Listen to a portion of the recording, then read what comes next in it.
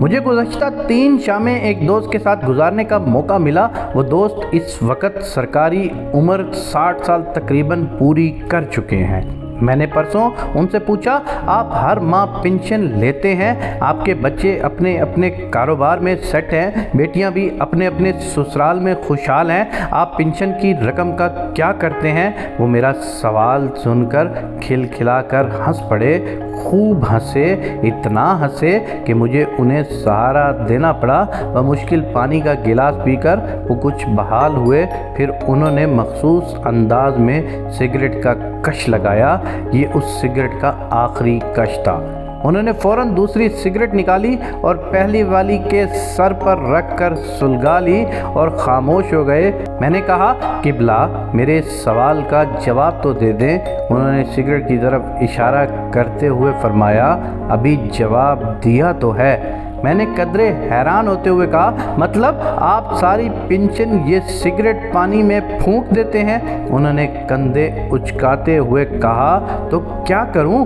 ساری زندگی پیسے پیسے کے لیے ترستے رہے، بچوں کو پڑھایا، پھر ان کو کاروبار کروایا، بچیوں کو پڑھایا، پھر ان کی اونچے ناک سے شادیاں کیں، اب فرصت ملی ہے، صحت بھی ہے، اب بھی اپنی حسرتیں پوری نہ کروں تو کیا فائدہ؟ بیلی تم ہی بتاؤ، کیا میرا کوئی حق نہیں؟ کیا میرے من میں خواہشات نہیں پھوٹتی؟ انہوں نے ایک خاص انداز سے مسکراتے ہوئے ایک ہی سانس میں بات کہہ ڈالی۔ میں ان کی بات کو سن کر حیران تھا، مجھے یہ بات ہضم نہیں ہو رہی تھی۔ میری حیرت کو بھانپتے ہوئے وہ اور بھی مسکرا رہے تھے۔ جب ہمارے بیچ خاموشی طول پکڑ گئی تو وہ بولے، توجہ فرمائیے، جب وہ یہ 2 لفظ کہتے ہیں توجہ فرمائیے، اس کے بعد ہمیشہ وہ ایسی بات کہتے ہیں جو زندگی بھر کا اور 40 سال کے مطالعے کا نتیجہ ہوتی ہے۔ کیونکہ شاید ہی کوئی ایسی کتاب ہو جس کا میں نام لوں اور انہوں نے نہ پڑھی ہو۔ وہ فرمانے لگے، توجہ فرمائیے، ہم نے ساری زندگی ایک سبق سنا اور سنایا، اور لیکن اس کا حقیقی مفہوم ہم سمجھ نہیں پائے۔ ہمیں پڑھایا گیا کہ جو مال ہم نے خود کھا لیا، پہن لیا، خرچ کر لیا، اپنی ذات پر لگا لیا، وہ ہمارا ہے، باقی جو بچ گیا وہ پچھلوں کا، دوسروں کا ہے۔ آپ نے یہی پڑھا سنا ہے نا؟ جی بالکل یہی سنا ہے، کتابوں اور بابوں نے یہی بتایا ہے۔ میں نے حیران ہوتے ہوئے ان کو جواب دیا۔ وہ بولے، یہ حدیث مبارکہ کا مفہوم ہے جسے ہم نے معروف میں اپنا لیا ہے، لیکن در حقیقت جو مال ہم نے دوسروں پر خرچ کر دیا، دوسروں کو کھلا دیا، کسی غریب کو، کسی دوست کو، رشتہ دار کو پہنا دیا، دوسروں کی فلاح پر خرچ کر دیا، فی سبیل اللہ خرچ کر دیا، وہ ہمارا ہے، اور یہ ایسی انویسٹمنٹ ہے جس کو زوال نہیں، بلکہ یہ خالص منافع بخش اور دائمی سودا ہے جس کا نفع بڑھتا ہی چلا جاتا ہے، کم نہیں ہوتا، جبکہ جو ہم نے اپنی ذات پر لگا دیا وہ تو الٹا روز محشر کو سوال جواب کا باعث بن جائے گا، وہ الٹا پھنسانے کا باعث بن جائے گا۔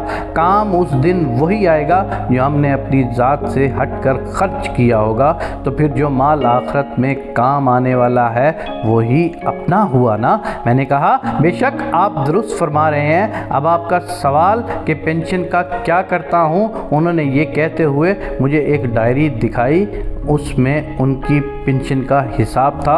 وہ 25,000 اپنے خرچے کے لیے رکھتے اور ایک لمبی فہرست تھی جس میں 1 لاکھ روپے ہر مہینے فی سبیل اللہ خرچ کرنے کا متعین ریکارڈ تھا۔ میں ان کی ظاہری شکل و شبات اور شہرت کو دیکھ کر، ان کی خفیہ ایسی اعلیٰ صفات کو دیکھ کر حیران ہوتا رہا۔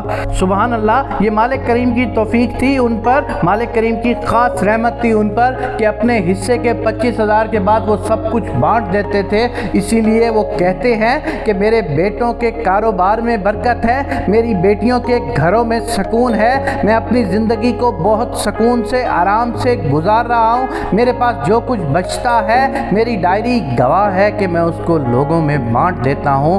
خداوند کریم سے میں میں آج یہ دعا کرتا ہوں کہ میرے پاک پروردگار ہمیں اپنی ضرورتوں کو سمیٹنے کی توفیق عنایت فرما اور اپنی ضرورتوں کے بعد ہمیں سب کچھ بانٹنے کی توفیق عنایت فرما۔ وہ کہتے ہیں کہ بانٹنے والا اللہ کا دوست ہوتا ہے، جو بانٹتا ہے اللہ اس کو بہت زیادہ عطا کرتا ہے۔